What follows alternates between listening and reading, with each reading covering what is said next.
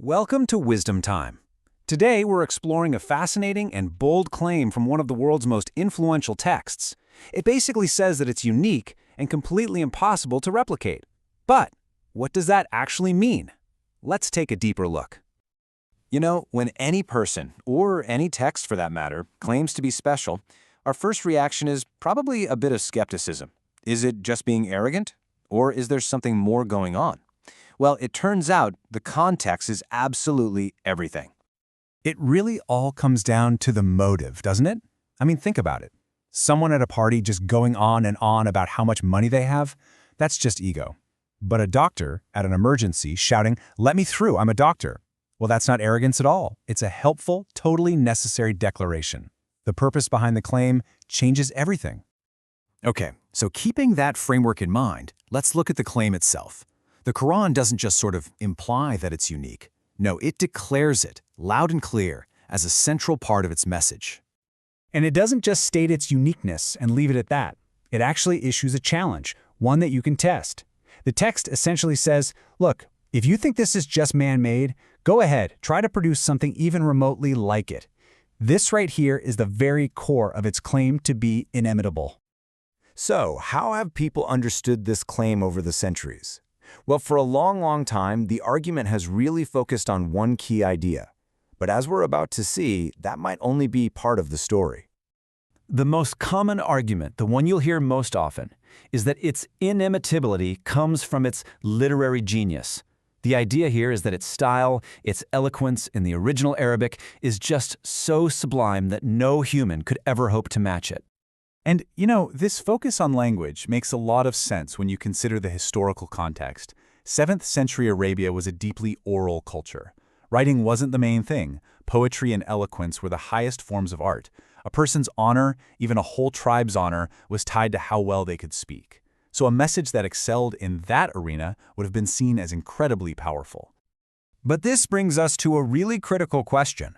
Does resting the entire case on literary style, as beautiful as it may be, truly capture what this claim is all about? Is artistic beauty the real foundation of its uniqueness? See, this purely literary view has some potential weaknesses. For one, literary styles are, at the end of the day, human inventions. So judging a text that claims to be divine by purely human artistic standards could actually weaken the claim, not strengthen it. It risks boiling down this incredibly multifaceted message to just a single dimension, how pretty it sounds. So if it's not just about the language, then what is the basis for this claim of being unique? Well, this is where the argument pivots. It moves away from how the Quran says things to what it actually says. We're shifting from the literary form to the substance of the message itself. The first pillar of this deeper argument is its incredible internal coherence. The claim is that from beginning to end, it presents a consistent, non-contradictory worldview and system of thought. Everything fits together. Second, it tackles life's biggest questions head-on. You know the ones. Why are we here? What is our purpose? It doesn't shy away from these things. It offers a full, comprehensive set of answers to these ultimate human concerns. And finally, it takes all these ideas and combines them into a total framework for living. It's meant to be an integrated guide for the spiritual, the ethical, and the social parts of our lives. And this holistic approach really stands out when you compare it to other ideologies that often focus on just one single issue, like economics or national identity. The Quran's claim to uniqueness is that it's a comprehensive blueprint for all of life, not just one slice of it. But here's the thing. To really see this value, you kind of have to be looking for it. A phone ad is just noise, right? It's completely irrelevant, unless you happen to be in the market for a new phone. The argument is that, in the same way, the profound value of this message becomes most clear to someone who is actively searching for answers. And hey, if you're finding this breakdown valuable, now's a great time to show your support. Don't forget to subscribe to our channel, like our video, and turn on the notification bell. It really does help us create more explainers just like this one. Okay, now let's switch gears and dig into the historical evidence, because beyond the message itself, the text's very existence and how it was preserved form another key part of this whole argument for its uniqueness. What's absolutely fascinating is where the Quran emerged. If you look at the surrounding regions, they had well-established written cultures for a long time. But the Hijaz, where the message first appeared, was almost entirely an oral society. For such a complex, systematic, and codified text to emerge from that specific environment was a profound historical anomaly.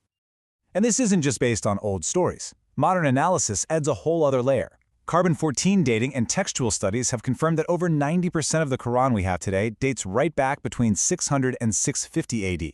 That's directly within the lifetime of the very first generation of Muslims. The text was also preserved with just incredible, meticulous care. Modern manuscripts all trace back to a single primary copy. The scribes who duplicated it were so precise they even copied minor, non-meaningful inconsistencies. This shows this powerful commitment not to correct or improve the text, but to preserve it exactly as it was. So, all of this, the message, the history, the preservation, it all leads to the final crucial point. How does this ancient claim of being inimitable relate to us, right here, today? How can any of us actually engage with it? Because the claim isn't presented as just some historical debate for academics. It's actually presented as a living challenge, something that anyone can personally investigate. It proposes a pretty practical method for you to evaluate the text for yourself. So the suggested method is a kind of personal evaluation over time. First, read it comparatively, alongside other great philosophical and religious texts. Then, revisit it at different stages of your own life.